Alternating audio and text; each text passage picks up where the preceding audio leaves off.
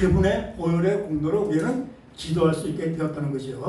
로마서 8장 26절에 이와 같이 성령도 우리의 연약함을 도우시나니 우리는 마땅히 기도할 바를 알지 못하나 오직 성령이 말할 수 없는 탄식으로 우리를 위하여 친히 간구하시느니라. 아멘. 하나님은 우리의 연약함을 아시기 때문에 성령님을 보내주셔서 우리의 기도를 도우십니다. 그래서 성령님이 오셔야 우리가 어떻게 돼요? 기도를 올바르게 할 수 있다는 것을 믿으시기 바랍니다.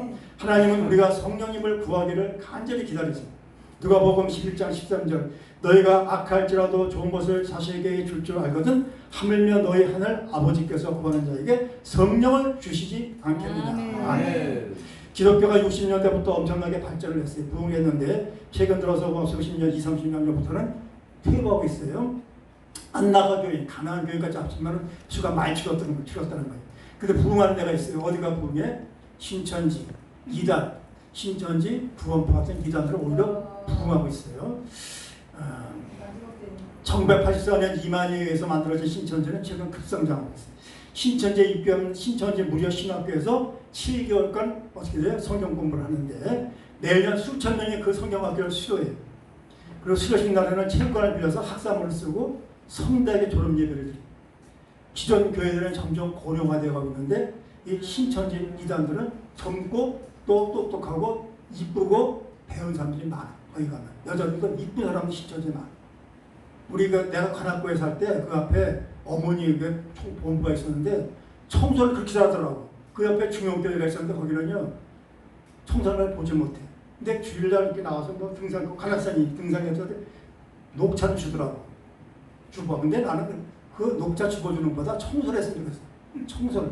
그게 잘못해. 근데 이렇게 보니까 이쁜 아줌마들 거기다 있더라고. 교회 있는 아줌마들 전부 늙었고 못생겼는데 거기 왜 이단에 이렇게 이쁜 아줌마들이 많은지 모르겠어. 근데 놀랐어.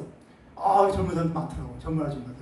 그리고 청년들도 많아. 청년들이 딱 나와서 교통정리하고 막 그러더라고. 근데 그게 중요한 게 아니고 그 기존 교회의 타락 때문에 불만을 갖고 나온 사람들이 많다는 거죠. 그래서 주로 이런 사람들이 교회에 내분을 일으켜요. 내분 있는 교회를 와서 이 사람들이 교회에 들어오면 교회에 분란이 일어난다는 거죠. 이런 질문하는 사람도 신천지니까 조심하세요. 첫째, 예수님의 재림 때 타고 오실 구름이 뭐냐. 두 번째, 주의 재림 때 천사장의 나팔이 몇 개인지 아십니까? 세 번째, 어린 양의 피에 옷을 씻으면 무슨 색의 옷이 될까요? 네 번째, 종말 때 특히 조심해야 할 짐승이 무엇인가? 다섯 번째, 일반 성령과 진리의 성령의 차이는 뭐냐? 질문에 대답 못하면 뭐라고 그래요? 헛믿으셨군요. 그래서 일반 교회는 구원이 없습니다. 여러분 제대로 믿지 못하면 지옥에 갑니다. 다시 배워야 합니다. 성령 공부합시다. 이렇게 말합니다. 신천지. 또 다른 이단인 구원파가 잘못 본 질문 이거예요. 이거 내가 말씀드린 거 잘 기억을 하시라고. 저는 이 구원파 중에서 마지막 거 우리가 의인이니까 죄인입니까를요 몇 년 전에 포천에 갔는데 거기 강사분 이걸 물어보더라고. 그걸 물어보면서 대표장한테 물어봐. 나이는 소천하셨는데 그분한테 대표장이 우리가 의인이에요 죄인이에요 그러니까 우리가 죄인이죠 그러니까 무한을 주더라고요. 우리가 무슨 죄인이에요. 우리가 의인이지 이러더라고. 근데 그분이 내가 뭐 구원받는지 아닌지 모르겠는데 그런 질문은 구원파가 아니에요. 첫째, 구원받았느냐 못 받았느냐. 구원받았다고 대답하면 언제 받았냐. 구원받았는데 왜 너는 왜 죄책감이 있냐. 죄 용서 받았는데 왜 회개하냐. 회개하는 것은 내가 아직 죄 용서 받지 않았다는 것이다. 생기는 기억하냐. 내가 육으로 태어난 것은 기억하면서 어떻게 영으로 난 것은 기억하지 못하냐. 마지막으로 당신은 의인인가 죄인인가. 이런 질문을 우리가 힘들게 한단 말이에요. 우리가 죄인이 어떤 날은 죄인이고 어떤 날은 의인이야. 근데 제가 생각하거든요. 우리가 의인이고 죄인이에요. 다 되는 거예요. 단답형은 안 되고 수학이 아니잖아요. 이게. 어떻게 의인 딱 잡고 죄인이에요. 의인이면서 또 의인이 이신칭을 의인으로 칭함받은 거고 우리 죄인이에요. 그래도 계속 그분이 완성이 안 되는데 그걸 딱 잡아서 물어보니까 당황하니까 대표자님 그렇게 대답하고서 무한을 주더란 말이에요. 나 속으로 저것은 강사분이 좀 이상한 데는 감은 있었어요. 감은. 자, 초대교회 때 영지주의자들의 구원파의 뿌리예요. 영지주의 잘 아시잖아요. 구원받았으니까 천국에 보장되고 예수님 어떻게 했어요? 우리의 과거죄와 현재죄와 미래죄를 다 짊어지고 미래죄까지 다 짊어지셨다는 거예요. 그러니까 어떻게 돼요? 죄에서 자유로워 그래요. 무슨 죄를 져도 상관없어. 무율법주의자. 무율법주의. 율법 폐기론자. 그러니까 율법주의도 문제고 무율법주의도 문제예요. 우리는 십계명을 잘 지켜서 구원받은 게 아니에요. 그러나 구원받았으니까 십계명을 지켜야 된다. 구원받은 사람들은 남들보다 더 엄중한 도덕적 책임감이 주어져요. 더 바르게 윤리적으로 살아갈 책임감이 주어진다는 거예요. 모든 바울 서신은 그래서 윤리적인 것이 항상 첫째 바울 서신 다 보면 앞에는 하나님의 은혜예요. 뒤에는 뭐예요? 은혜 받았으니까 어떻게 살아야 한다. 모든 게 다 그렇죠. 잘 보세요. 로마서가 뭐고 다 보면 앞에는 하나님의 은혜, 에베소서도 마찬가지. 앞에는 하나님의 은혜에 대해서 말씀하고 뒤에는 그러면 은혜 받은 사람들은 어떻게 사냐. 이렇게 나온다는 거예요. 율법과 도덕은 구원의 조건이 아니에요. 그러나 하나님의 은혜로 구원받는 사람은 반드시 하나님의 말씀을 잘 지키고 윤리적으로 사실 줄 믿습니다. 아멘. 그렇기 때문에 성령님이 우리 안에 들어가 계시는 거예요. 우리는 성령이 우리는 걸어다니는 하나님의 광고판이에요. 광고판. 내가 잘못하면 남들이 손가락 들고 저 예수 믿는데 한 꼬라지 보라. 광고판이기 때문에 내가 망신시키는 거예요. 그래서 우리는요 구원받은 것을 숨길 수가 없어요. 우리가 믿음으로 구원받지만요 그 구원이 있는지 없는지 아는 것은 행위예요. 행위로 구원받은 건 아니에요. 믿음을 받아. 그러나 그 구원이 있는지 그 사람이 없는 그 행위를 본다는 거예요. 그래서 내가 구원받으시면 반드시 드러나. 숨길 수가 없어. 그러므로 구원에 자기 확신이 있어야 돼. 구원받은 것을 본인이 아는 것을 구원의 자기 인식이라고 하고 다른 사람이 내가 구원받아서 아는 것을 구원의 자기 발현. 다른 사람이 볼 때 아, 저 사람 구원받았구나 하는 것을 내가 아는 것. 구원의 자기 발현. 우리가 젊을 때 다 연애했잖아요. 연애 안 하신 거 없잖아요. 다 연애하면 어떻게 돼요? 사랑하게 되면 어떻게 돼요? 자꾸 만나고 싶잖아요. 사랑하게 되면 자꾸 보고 싶어요. 하나님 사랑하게 되면 어떻게 돼요? 자꾸 하나님 만나고 싶고 하나님에 대해서 서가 알고 싶어지는 거예요. 그래서 하나님 말씀을 사모하게 되는 거예요. 하나님 말씀 사모하게 돼요. 하나님. 저도 신학교 가기 전에 참 하나님 말씀 정말로 하나님 말씀을 사모했어요. 굉장히 하나님 말씀을 알고 싶더라고요. 굉장히 알고 싶었어요. 하나님과 대화하고 싶어지고 예배 드리고 싶어진다는 거예요. 그러면서 삶이 변화되고 예전에 좋았던 것이 싫어지고 싫었던 것이 좋아지게 되는 거예요. 그래서 하나님을 높이는 모임에 자꾸 참석하고 좋아해. 이런 모임에. 옛날에는 어떻게 돼? 세상 모임에 참석하고 좋아했지. 세상 모임에 가서 어울리면서 참 싫은 거 좋아했지만 어느 때인가 그렇게 구원받으면 이제 그렇게 시시하고 이렇게 하나님을 높이는 모임을 자꾸 오게 돼. 자꾸 오게 돼. 내가 차례가 있건 없건 가서 은혜 받아야지. 내가 말씀도 전하지만 또 은혜 받아야지. 기도해야지. 기도하고 싶어 오는 거예요. 저는 제가 부흥사라고 생각해 본 적이 없어. 우리 예배 공동체. 저는 제가 그 예배 기도하러 오는 거예요. 기도하러. 그래서 뭐 내가 부흥사라도 내가 뭐 말씀을 잘 전해가지고 많은 사람 그런 분 많이 있어. 그런 분들 많이 계셔 유명한 분. 저는 그렇게 생각 안 해요. 그럼 여기 항상 예배 드리고 기도하고 뭐 그렇게 마음을 먹어. 그럼 편해.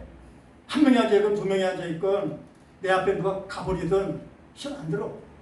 근데 그런 게 없어. 옛날에 그런 거 없을 때는 누가 자기 말씀 전하고 내 앞에 가버리면 기분이 나쁜 거예요. 열받는 거야. 아, 저 사람 뭐야. 기본이 안 됐네. 그리고 사람이 없으면 힘이 안 나고 앞에서 막 아멘 해주면 신나. 근데 지금은 다 초월했어요. 아멘 하거나 말거나 누가 잘 졸거나 말거나 졸면 자기 손해고 아멘 안 하면 자기 손해고 아멘 하는 게 좋은 거잖아. 그렇게 알잖아. 그래서 이제 그게 초월됐어요. 그래서 우리는요 내가 구원받았는지 안 받았는지를 알 수 있다는 거예요. 다른 사람들이 뭘 보고 하는 내 행위를 보고 한다는 거예요. 네. 그래서 우리는 하나님 계시다 그러면 하나님 믿음이 있고 하나님 없다 그러면 믿음이 없다 그러는데 아니에요. 둘 다 믿음 생활 하는 거예요. 둘 다. 하나님이 없다는 것도 하나님이 없다고 하는 거 믿고 있는 거예요. 믿고 그 사람들이 믿음이 있다니까 하나님 없다고 믿는 거예요. 그 사람도. 그래 결국 모든 사람들 다 믿음 갖고 살아가는 거예요. 인간은 믿고 싶은 것만 믿고 함재적인 것, 이성적인 것은 믿고 싶지 않으려는 경향이 있어. 우리가 예수님 본 적 있어요? 예수님 부활 본 적 있어요? 천국과 지옥 가본 적 있어요? 안 그랬잖아요. 안 가봤잖아. 그러니까 우리가 성경을 믿지만 이 성경이 함재적이냐고. 이 이성적이에요. 저는 청년 때 이 성경 믿고 싶었어요. 근데 구약을 보면 도저히 믿을 수가 없어. 믿을 수가 없어. 내가 그래서 몇십 년 걸렸다고 했잖아. 이거 믿는데 구약인데. 청년 때도 믿고 싶었지. 안 믿어져. 특히 구약은 안 믿어지고. 왜 이성적이 아니니까 그때 한 청년 때 한짝 이성적으로 사는데 이성적이냐고 이게 하나님 왜 이렇게 잔인해? 엄청나게 잔인하잖아. 다 죽이라고 하잖아. 여호수아 보세요. 믿어지냐고.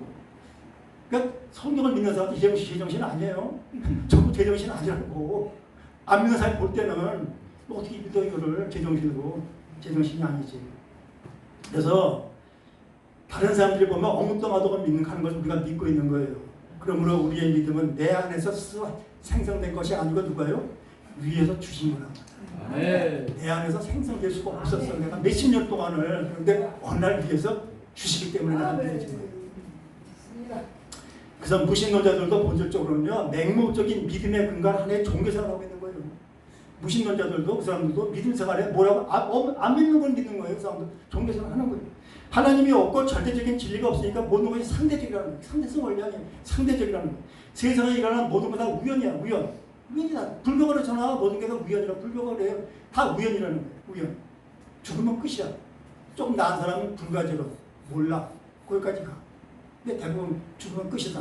좀 더 나간 사람은 이제 불가지론까지 가면 제가 불가지론까지 갔었어요. 무신론에서 불가지론 아니야 몰라 우리가 신이 계신지 안 계신지 인간이 뭐를 알 수가 없어. 거기까지 가니까 그 단계가 그 다음에 가더라. 그리고 불가지론까지 가는 게 중요해. 모른다. 우리 머리로 인간의 머리로는 신이 계신지 안 계신지를 알 수가 없다까지 가면은 희망이 있는 거예요. 그래서 결국 무신론도 하나의 종교예요. 근데 무신론자가 되기 위해서는 이게 더 중요해요. 더 큰 믿음이 필요해요. 무신론자가 무슨 믿음? 아니에요. 무신론자가 되는 믿음이 필요해요. 우리가 하나님이 계시다는 것을 증명하는 것보다 하나님이 안 계시다는 걸 증명하는 게 훨씬 더 어렵다는 걸 믿으시기 바랍니다. 네. 훨씬 어려워요. 우리한테 그러잖아. 너 하나님 계신 거 어떻게 증명해? 나 안 계신 거 증명해. 더 어려운 거예요. 자 보세요. 하나님 계시다는 걸 증명하려면 우리는 여러 가지 될 수 있어요. 예수님의 실제의 부활을 목격한 사람들이 많아. 또 역사적 문헌에 잠깐 기록되어 있어요. 로마 시대 때 그 총독이 보낸 편지에도 보면은 그 예수님 부활했던 그 기록이 되어 있어요. 그게 지금도 어제 저 도서관에 있다.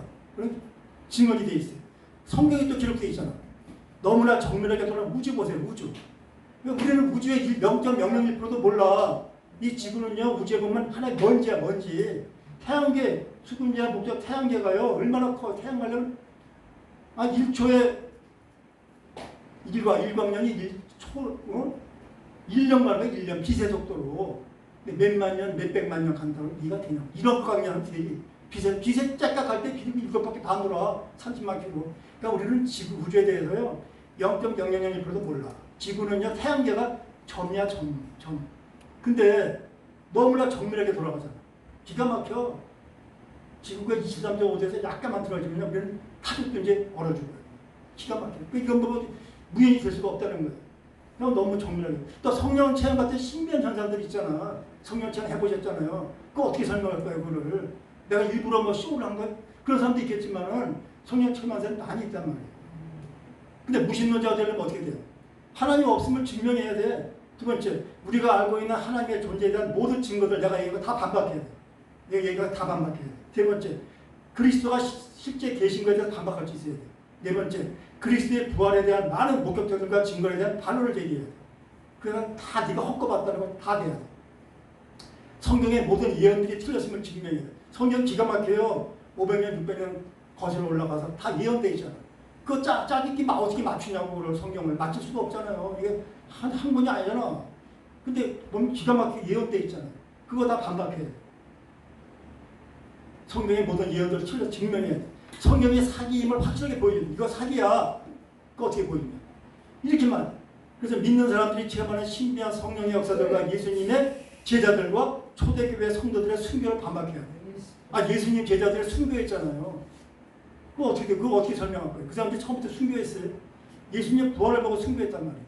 초대교회 성도들 순교했어요. 그거 어떻게 설명하는 거야? 그 사람들이 자기 목숨 안 아까운 사람 어디 있냔 말이에요. 그러니까 그들이 없음을 증명하려고 그토록 애쓰는 하나님이 스스로 되어야 돼. 하나님이 안 계신다는 것을 증명하려면 내가 하나님 돼야 돼. 완벽한 지식이 있어야 된다. 그러니까 훨씬 어려워요. 자, 내가 교회 안에 앞빈이 있다, 없다 증명하려면 있다는 것보다 없다는 게 훨씬 어려워요. 자, 앞빈을 내가 눈을 봤다든지 누가 본 거를 들었으면 앞빈이 있는 거예요. 근데 앞빈이 없는 거 하려면 어떻게 돼? 그러니까 다 조사해야 돼. 싸그리 이 교회를 싹 조사해야 된단 말이에요. 얼마나 어렵냐고요. 교회의 일부만 조사하고선 앞 교회에 대해서 한정된 지식만 가지고 있으면서 교회 안에 앞빈이 하나도 없다고 주장하면 그것은 아무 의미도 없는 거예요. 따라서 교회 안에 앞빈이 하나도 없다는 주장은 교회에 대한 완벽한 지식이 있어야 된다. 내가 이 교회에 대해서 완벽한 지식이 있어야 여기 앞빈이 없다. 그걸 증명할 수 있어요. 훨씬 어렵다는 거예요. 그러니까 무신론은 궁극적으로 어떻게 돼요? 자가당착에 빠질 수밖에 없어요. 하나님이 없다고 주장하는 사람들 그걸 증명을 자기가 신이 돼야 돼. 하나님 돼야 돼요. 완벽한 지식을 갖고 해서 없다는 걸 증명한다니까. 그러니까 굉장히 알고 보면요. 무신론도 믿음이에요. 믿음. 근데 하나님을 갖다가 계신 걸 증명하라고 저도 옛날에 그랬어요. 청년 때. 근데 그거보다 없는 걸 증명하는 게 훨씬 어렵다는 거예요. 자, 본문 오늘 6장 3절에서 5절 이게 뭐예요? 세례가 무엇인가 말씀 전합니다. 세례가 구원의 조건이에요? 조건이 아니죠. 세례 받아야 천국 가는 거 아니에요. 세례는 구원의 조건이 아니에요. 세례는 그냥 어떻게 돼요? 선포예요, 선포. 가톨릭은 그 세례가 아무래도 뭐라고 그래요? 그죠? 영세. 그거 받아야 천국 가는 거예요. 가톨릭은. 그런데 우리 기독교는 세례 받아야만 천국 가는 거 아니에요. 그걸 잘 알아야 돼요. 세례는 조건이 아니란 말이에요. 그리고 근데 구원받았는데 왜 세례 받으라고 그래요? 첫째, 예수님이 세례를 받으셨기 때문에.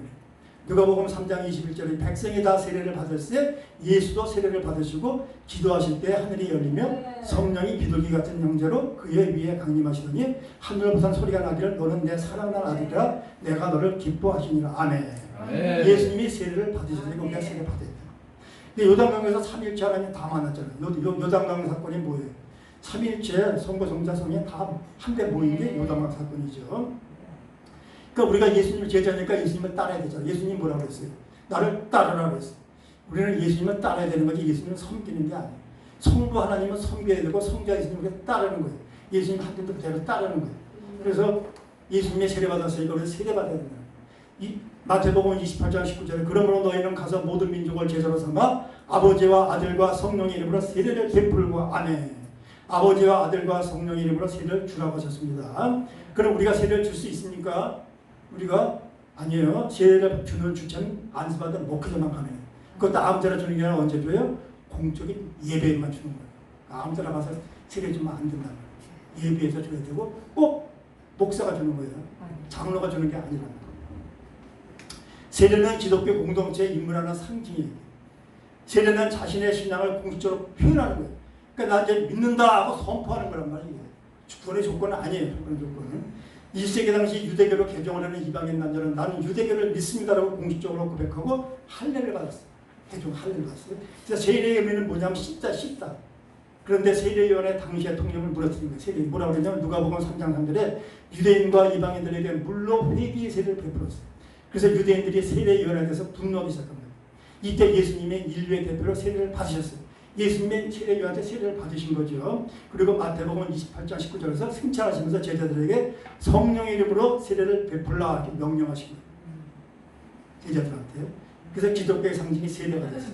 옛 언약의 상징이 뭐예요? 할례. 새 언약의 상징이 세례죠. 그래서 세례 받았다고 근데 다 구원받은 거 아니에요. 옛날 논산을 우리 때 논산을 해서 가면은 빵 집어서 다 가서 받았어 그냥. 빵 먹으려고 가서 물을 나도 가서 받았어. 빵 하나 더 먹으려고. 가서 막 어서 들어가면 2번 가. 빵 2개 먹으려고. 옛날 농사를. 그러니까 다 구원받은 거 아니잖아요. 세례는 그냥 그때 그랬어요. 뭐 지금은 뭐 빵 못 먹어서 그런 시대 아니에요. 옛날에는 빵 하나가 귀했잖아. 군대에서 빵 하나면 얼마나 귀했단 말이에요. 그래서 그냥 예수님 모르지만 그냥 먹으려고 가서 세례 받는 거예요. 주일날은 신자도 아닌데 신자라고 그러고 교회 가는 거예요. 가서 신나게 자는 거지. 집사님들이 여자들이 라면 끓여주면 그 신나게 먹고 왜? 주일날 내가 있으면 뭐예요? 작업만 끌려나가 작업만 옛날에 있으면 작업 안 놀려 작업 끌려나가니까 저 신자입니다 안 하고 가짜 신자 있죠. 빵어도 먹고 자다가 그냥 누가 모르는 사람도 없고 그런 거예요. 근데 그게 다 도움이 되더라고 나중에. 원래 세례는 예수님을 주로 고백하는 자한테 주는 거예요. 세례는 두 종류가 있습니다. 세례는 두 종류가 있어요. 마태복음 3장 10절에 나는 너희로 회개하게 하기 위하여 물로 세례를 베풀거니와 내 뒤에 오시는 이는 나보다 능력이 많으시니 나는 그의 신을 들기도 감당치 못하겠노라. 나는 성령과 불로 너에게 세례를 베푸실 것이요. 아멘. 아멘. 물로 세례 드리고 뭐라고 그래요? 물 세례. 불과 성령을 주면 뭐예요? 예수님 성령 세례. 그 두 개 다 받아야 돼요. 두 개 다 받아야 된다고. 물 세례, 성령 세례. 그러니까 물 세례 받은 사람은 구원받은 거 아니에요. 다 있겠지만 다 받은 거 아닌데 성령 세례 받은 사람 100% 구원받은 줄 믿으시기 바랍니다. 다 받아야 돼요. 성령 세례, 물 세례. 그러니까 성령한테 받으라고 이렇게 돼 있잖아. 성령과 불로. 그래서 성령 세례 받은 게 뭐냐면 성령이 내 안에 들어오신 거예요. 확 내 안에 뚫고 딱 들어오신 거예요. 하나님이 내 안에 들어오신 거예요. 세상에서는 어떻게 돼요? 큰 게 작으로 들어갈 수가 없어. 세상은. 근데 기독교는 어떻게 돼요? 큰 게 작으로 들어온 거예요. 이게 기적이에요. 큰 게 작은 안으로 들어와. 세상은요. 큰 게 작으로 들어갈 수가 없어요. 그래서 성령 세례는 성령 고린도전서 12장 3절에 누구든지 성령을 아니고서는 예수를 주시라 할 수 없느니라. 아멘. 성령 세례는 성령이 찾아오셔서 예수님을 주로 신하게 하는 구원의 역사를 믿습니다. 아멘. 그러므로 원칙은 성령 세례 받고 무세례 받아야 돼요. 순서가. 근데 지금 그렇게 안 하잖아. 그냥 무세례 주고 성령 세례 나중에 받는다. 순서가 잘못되어 있어요. 로마서 6장 10절에 그가 죽으시면 죄에 대하여 단번에 죽으시며 그가 살아계시면 하나님께 대하여 살아계시니 아멘. 예수님이 2000년 전에 우리들을 다 품에 안고 죽으시고 다시 부활하신 거예요. 그래서 우리는 예수님의 보혈의 분으로 죄사함 받고 하나님의 자녀가 되었습니다. 출애굽기 14장 20절에서 21절 애굽진과 이스라엘진 사이에 이르러서니 저쪽에는 구름과 흑암이 있고 이쪽에는 밤이 밝음으로 밤새도록 저쪽이 이쪽에 가까이 못하였더라.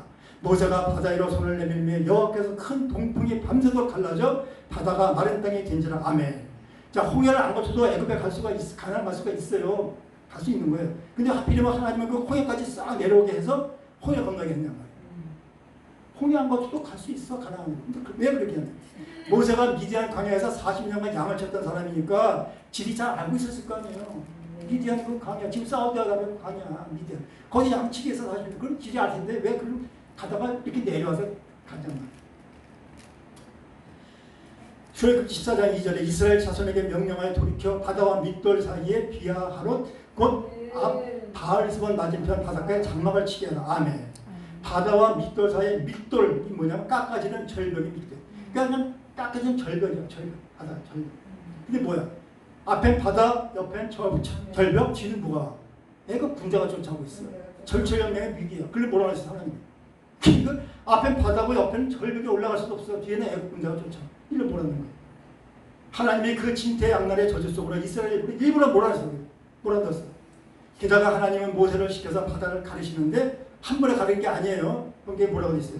밤새도록 동풍을 불어서 조금씩 가는 거예요. 모세가 한 번에 확 가는 게 아니라는 거예요.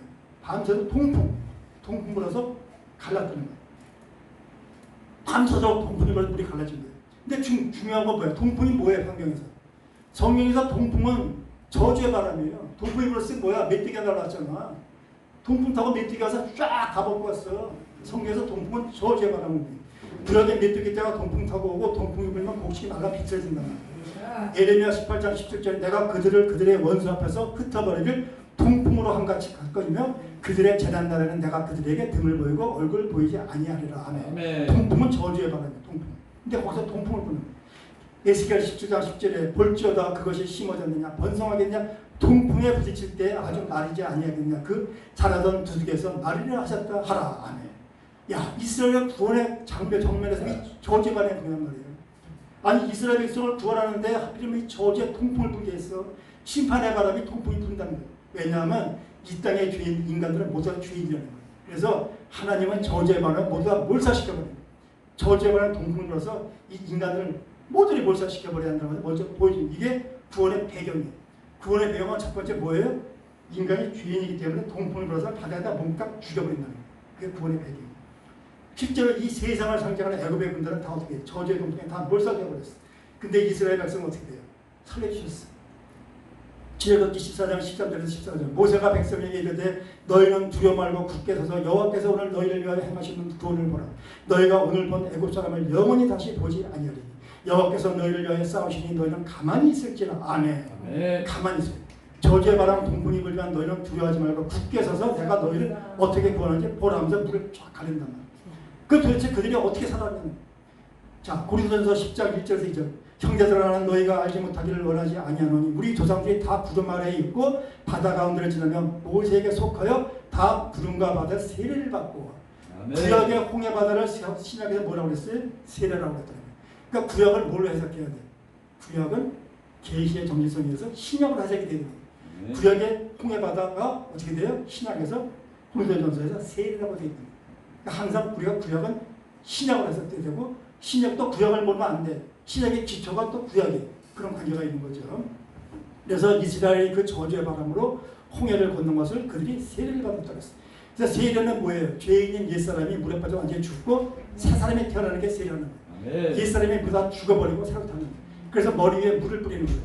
침례교는 어떻게? 침례교 순모음화가 침례교는 물에다 집어넣어가지. 근데 장로교는 그냥 물을 뿌리지 약식으로 하는 거죠. 근데 이게 중요한 건 아니에요. 너는 이제 죽고 다시 새 사람으로 태어난다. 그 의미가 중요한 거예요. 세례는 너는 죽었다는 거예요. 다시 태어난다는 거예요. 그래서 홍해바다는 어떤 바다예요? 죽음과 생명이 동시에 일어난 현상이 홍해바다예요. 애굽에서 보면 어떻게 돼요? 애굽에서 보면요, 옛사람은 어떻게 돼요? 물에 빠져 죽었어요. 애굽에 있는 세상 사람은 물에 빠져 죽었는데 가나안 쪽에서 보면 어떻게 돼요? 솟아나는 거예요. 살아난다는 거예요. 근데 그 세례를 뭐라고 그래요? 모세에게 속하여 세례를 받았다. 할렐루야. 모세한테 속해서 받았다고 그래요.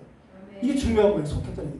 그러니까 이스라엘은 예수 그리스도를 상징하는 그 모세에게 속해서 죽었고 그 모세에게 속해서 다시 살아났다. 이게 십자가를 설명해 주는 것입니다. 할렐루야. 이게 십자가예요. 모세에게 속하여 죽고 모세에게 속하여 다시 살아났다가 십자가예요. 하나님은 이스라엘 모두를 모세 안에다가 넣어서 모두 죽이시고 모세 안에다가 넣어서 모두 살리셨다는 거예요. 이 모세의 세례는 1500년 후에 예수님이 오셔서 십자가에서 우리를 품에 넣으시고 죽으셨다 부활하신 걸 예표하는 거예요. 이 모세에 속해 죽었던 게 예수님의 사건을 예표하는 거죠. 애굽 군대가 홍해에서 저주의 동풍을 맞아 죽을 때 이스라엘도 함께 죽어버렸어요. 그런데 그 이스라엘은 어디에 들어가서 죽었냐면 모세 안에 들어가서 죽었다는 거예요. 모세가 죽고 그 안에서 살아나오는 것은 우리가 예수 그리스도 안에 들어가서 십자가에서 다 죽고 다시 예수 그리스도 안에서 살아나온 것을 설명해 주는 거예요. 이게 바로 구원이에요. 이게 대표의 원리예요. 아멘. 대표의 원리. 제가 이걸 옛날에 몰랐어요. 몰랐기 때문에 청년 때 제가 맨날 왜 2000년 전에 이스라엘 땅에서 죽은 예수가 나랑 무슨 관계가 있냐. 대표의 원리를 설명을 해줬으면 쉽게 내가 알았는데 그것도 모르잖아요. 그냥 무조건 그냥 아멘 믿어라 그러니까. 그때 나는 그 이해가 안 갔어. 아니 2000년에 죽은 이스라엘 땅에 죽은 예수가 나하고 죽어서 나의 죄를 짓고 자꾸 돌아가서 죽었다고 그래. 그게 나는 청년 때 이해가 안 갔어. 아니 내 죄를 왜 예수가 2000년 내 죄를 지고 죽었어. 그게 안 갔다는 거야. 대표의 원리. 아담 한 사람의 죄로 인해서 우리에게 죄가 들어왔고 예수 그리스도의 한 분의 믿음으로 우리가 죄상을 받는 것입니다. 하나님은 우리의 죄를 무조건 용서해 주는 게 아니에요. 죄인인 우리를 벌하시고 죽여버렸어요. 그 저주의 바람에 부는 무시무시한 심판의 때 예수 그리스도께서 우리처 마치 우리를 방주처럼 품안고 대신해서 죽으셨다는 거예요. 내가 죽은 거예요. 그리고 그 안에 들어가서 내가 구원을 받은 거예요. 이것을 새 창조라고. 창세기 1장 2절에 땅이 혼돈하고 공허하며 흑암이 깊음이 있고 하나님의 영은 수면 위에 운행하십니다. 아멘. 출애굽기 14장 20절에 애굽 진과 이스라엘 진 사이에 이르러서니 저쪽에는 구름이와 흑암이 있고 이쪽에는 밤이 밝음으로 밤새도록 저쪽에 이쪽 가까이 못하였더라. 아멘. 자, 창세기와 출애굽기에서 지금 죄인들이 우글거리는 바닷가에 바람이 부는 걸 비교해 보랍니다. 하나님의 영이 수면 위에 운행하다. 하나님의 영 뭐라고 그래? 루아, 성령, 바람, 호흡이에요. 그 첫 창조가 어떻게 돼요? 창세기 첫 창조가 지금 출애굽기에 홍해바다에서 재현되는 거예요. 더럽고 불가능한 죄인들의 모습을 상징하는 흑암과 공허와 혼돈 속에 저주의 통풍이 불고 있는 거예요. 그런데 하나님의 신이 수면에 운행을 하시니까 어떻게 돼요? 말씀이 전 성자 예수 그리스도를 통해서 그 더러운 흑암과 공허와 혼돈이 물러가고 빛과 하늘과 바다로 틀이 잡힌다는 거예요. 첫 창조 때 마찬가지로 구원 그런 방면에서 뭐예요? 새 창조라는 거예요. 우리가 새로 창조되었음을 믿으시기 바랍니다. 할렐루야. 새 창조됐다는 거예요. 구원은 우리가 새 창조됐다는 거예요. 그런데 혼돈과 공허와 흑암이 수면 위에 성령이 운행하심으로 그런 것이 싹 물러가 버렸어요. 그리고 틀이 딱 잡혔어요. 그런 것이 이 홍해바다에서 더러운 죄인들이 다 빠져 죽어버렸어요. 그리고 새로운 것들이 다 창조됐어요. 그게 바로 구원이에요. 그게 새 창조예요. 그럼 거기에 어떻게 우리의 헌신과 공로와 노력이나 회개가 선행이 됐어야 안 됐어요? 하나도 안 됐어. 내 회개나 뭐 내 노력이나 내 공로나 내 선행이 이 새 창조 작업하는 데서 하나도 안 돼. 하나도. 그런 게 요구되지도 않아요. 내가 회개해서 구원받은 게 아니라는 거예요. 그냥 하나님이 무조건 찾아서 오셔서 다 죽여버려야 되는데 그 중에 일부만 이스라엘 무리들만 그냥 건져서 그냥 하나님의 아들 그냥 확 넣어버렸다는 거예요. 할렐루야. 네. 우리란 말이에요. 그게 우리를. 결국은 다 죽었는데 예수 그리스도 안에 들어가 있던 자들만 살아난 거예요. 이것이 전적인 하나님의 은혜입니다. 할렐루야. 네. 다 죽어야 돼. 다 죽었는데 그 사람들은 모세에게 속한 사람들. 그리스도 안에 팍 집어넣으면 살아나는 이게 세례고 이게 구원이에요. 그래서 세례를 받는다는 것은 이제 내가 세상에서 죽었어요. 이제 세상에 우리가 나가서 세상에서 뭐 어쩌고 돈을 많이 벌고 뭐 나가서 뭐 이런 거 없어. 세상에 죽어버리니까 그 새로운 생명처럼 태어났다는 거예요. 그래서 구원은 우리의 노력으로 우리의 열심히 구원을 이루는 게 아니에요. 우리 안에 근거가 없어. 우리 안에 아무것도 근거가 없어. 하나님이 시작해서 하나님이 끝낸다는 거예요. 아멘. 하나님의 알파와 오메가 다 끝내. 하나님이 시작하는 거예요. 그러니까 우리가요 구원받았으면 쉽게 구원 잃어버리지 않아. 자꾸 지역권의 크리스찬에서 겁을 주는 사람들이 있는데 그렇죠. 한번 하시면요 하나님이 그냥 금방 구원하고 지역권에서는 뭐하러 구원하셔. 하나님 장난쳐요 지금. 그러니까 뭐 내가 볼 때는 99%는 안심해도 돼. 근데 100%까지 얘기 못해. 왜? 성령 회방죄가 있으니까. 성령 회방죄는 구원 못 받는다고 돼 있어요. 그거는 회개해도. 그러니까 100%는 무조건 구원받는 100%다 말은 뭐 한동이나 그런 데처럼 그렇게 얘기는 내가 못하지만은 근데 다 입장에 일단 있어. 그것도 또 구원도 취소된다는 감리교나 순복음도 그것도 또 무조건 이단이라고 못해. 알미니안 그쪽도 알미니안 또 그런 성경이 다 있어요. 찾으면은 무조건 칼빈만 옳다. 나 장로교니까 백석이니 칼빈 옳다. 알미니안 이단 이래도 안 되고 나 알미니안이니까 장로교 칼빈 안 돼. 이래도 안 돼. 다 있어. 막 서로 막 싸움하면. 그래서 구원은요 토론하면 안 돼요. 구원과 토론하면 내가 믿으면 돼. 내가 장로교 쪽이고 백석이고 그러면은 칼빈주의 튤립 그거 믿으면 되고 순복음이고 감리교 그러면 알미니안 믿으면 돼. 믿음을 잃어버릴 수도 있다. 열심히 성경 성결교 이런데 싸우면 안 돼. 그래서 우리의 구원의 근거는 오직 하나님의 의, 우리에게 선물로 주신 정과된 의, 하나님의 기쁘신 뜻 거기에서 출발하는 것입니다. 성경은 우리의 구원과 시작과 끝, 예수님의 탄생과 죽음, 부활 모두 하나님의 영광을 위해서 말미암은 거라고 말하고 있어요. 구원은 하나님의 영광으로 말미암은 거예요.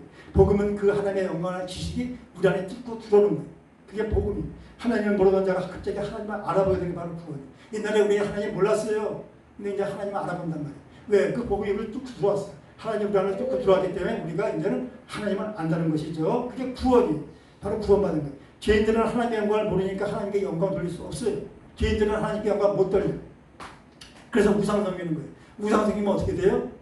하나님께 영광을 돌리니까 사단한테 영광을 돌리고 우상 숭배하면 사단한테 영광을 돌리고 또 하나님의 영광을 가로채고 인간의 영광보다 대형께서 그러면 그것도 사단한테 영광을 돌리고 그래서 사단이 힘이 세죠 지금. 사단이 강력해. 제가 저번에 그랬잖아. 인구 비례로 무속인 제일 많은 게 한국이라고 대한민국 세계에서. 무당이 100만 명이 아닌데 무당에 종사하는 사람들 점쟁이, 도사, 가짜 중, 뭐 가짜 목사, 뭐 무당한테 납품하는 사람 이런 다 해서 100만 명에서 200만 명. 엄청나게 많아. 인구 비율이 제일 많아 우리나라가.